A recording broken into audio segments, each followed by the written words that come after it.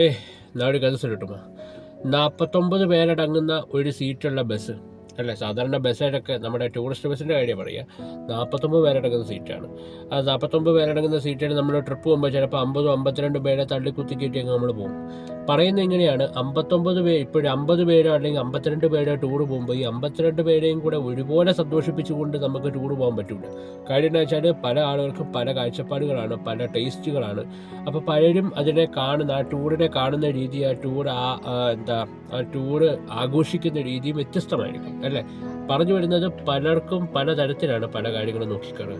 നമ്മൾ കാണുന്ന രീതിയിൽ തന്നെ എല്ലാവരും എല്ലാ കാര്യങ്ങളും നോക്കിക്കാണണമെന്ന് പറയുന്നത് തെറ്റായ കാര്യമാണ്. അങ്ങനെ ആർക്കും പറ്റില്ല.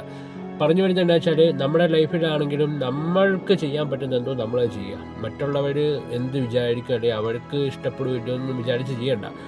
നമ്മളെ വെറുക്കുന്ന 30 പേര് ഇവിടെയുള്ളപ്പോൾ നമ്മളെ ഇഷ്ടപ്പെടുന്ന 300 പേര് അപ്പുറത്തെ സൈഡിൽ കാണും. ആ 300 പേർക്ക് വേണ്ടിയിട്ട് അവരെ സംതൃപ്തിപ്പെടുത്താനല്ല പറയുക, നമ്മളെ സംതൃപ്തിപ്പെടുത്തുക. ആ 300 പേര് ഓട്ടോമാറ്റിക്കലി സംതൃപ്തരായിക്കോളും.